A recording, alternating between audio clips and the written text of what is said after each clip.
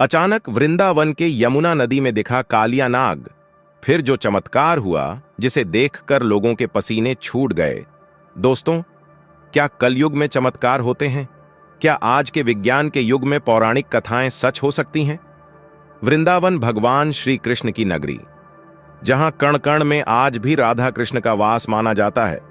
लेकिन पिछले हफ्ते इसी पावन वृंदावन की यमुना नदी में कुछ ऐसा हुआ जिसने न केवल श्रद्धालुओं को बल्कि प्रशासन और विज्ञान को भी घुटने टेकने पर मजबूर कर दिया।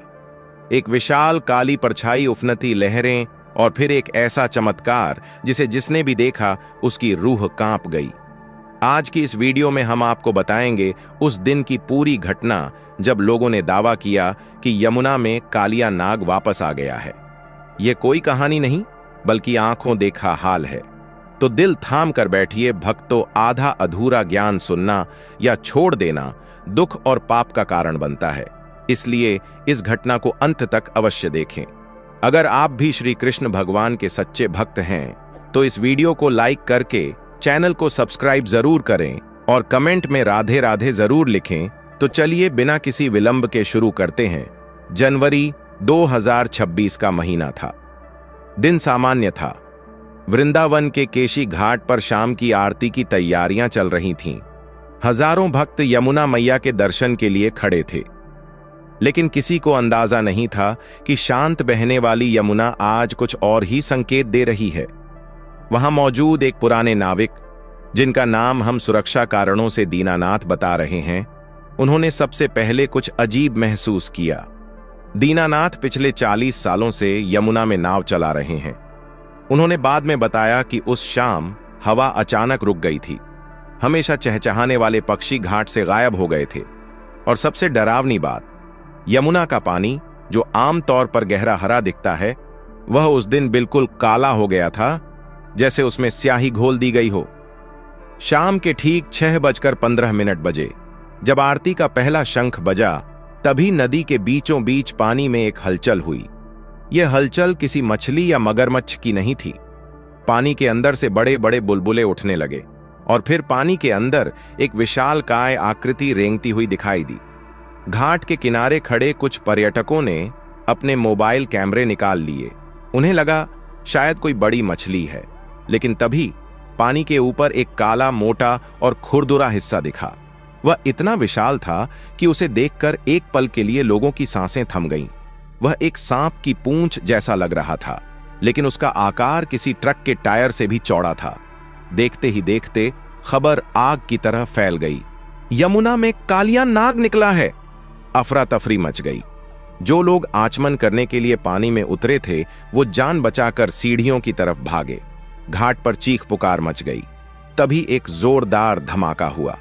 पानी की एक ऊंची लहर उठी, जैसे किसी ने नदी के अंदर बम फोड़ दिया हो। और उस लहर के बीच से जो दिखा, उसने विज्ञान के सारे तर्क फेल कर दिए। पानी लगभग 20 फुट ऊपर एक विशाल 7 फन उठा।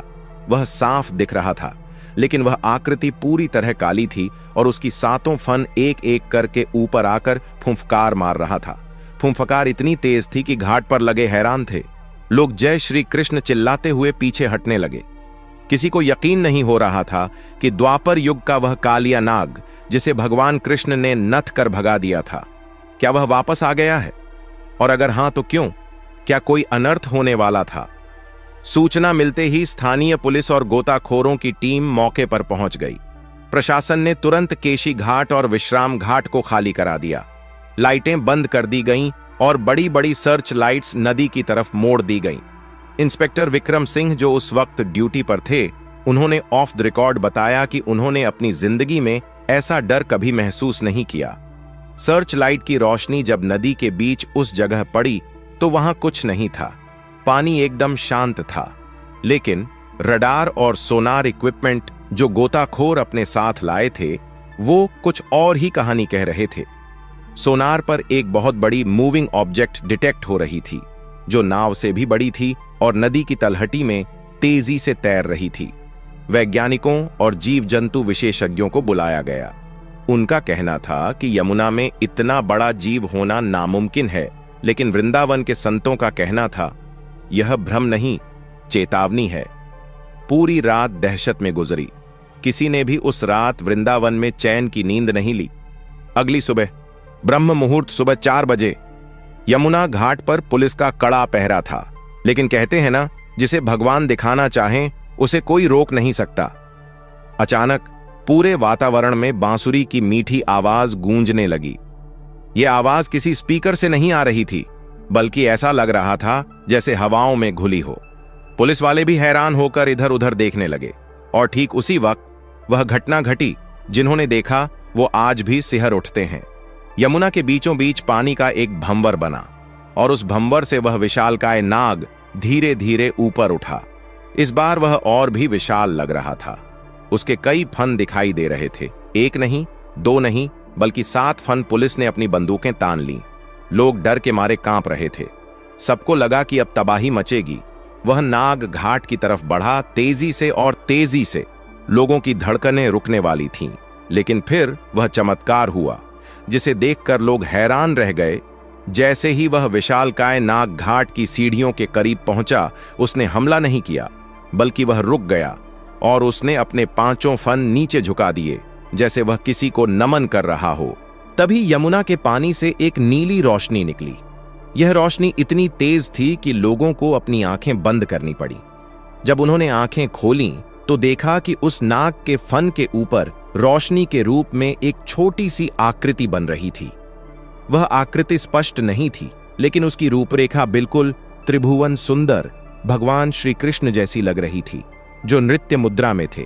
उस नाग ने 3 बार अपना सिर पानी में पटका, जैसे वह माफी मांग रहा हो या प्रणाम कर रहा हो, और फिर एक जोरदार छपाक के साथ वह पानी के अंदर चला गया। उस वक्त वहां मौजूद नास्तिक से नास्तिक व्यक्ति भी हाथ जोड़कर रोने लगा। हवा में चंदन की खुशबू फैल गई थी। जो पानी कल शाम काला हो गया था, वह अब एकदम साफ और निर्मल हो गया था। घटना के बाद वैज्ञानिकों की टीम ने यमुना के पानी के सैंपल लिए। रिपोर्ट में जो आया उसने फिर सबको चौंका दिया।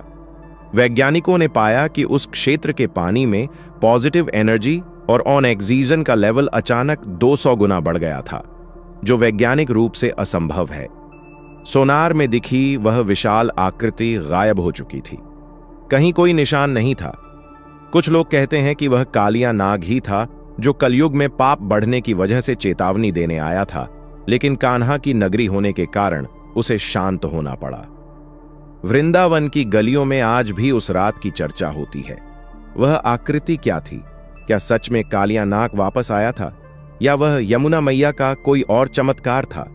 सच्चाई जो भी हो, इस घटना ने एक बात साबित कर दी है कि दुनिया में कुछ शक्तियां ऐसी हैं जो हमारी समझ से परे हैं। जहां विज्ञान खत्म होता है, वहां से आस्था शुरू होती है। दोस्तों, आपकी इस पर क्या राय है? क्या आपने कभी वृंदावन में ऐसा कुछ महसूस किया है? नीचे कमेंट करके जरूर बताएं। और अगर आपको यह कहानी पसंद आई तो वीडियो को लाइक करें और चैनल को सब्सक्राइब करें, क्योंकि अगली वीडियो में हम एक और बड़े रहस्य से पर्दा उठाएंगे। राधे राधे।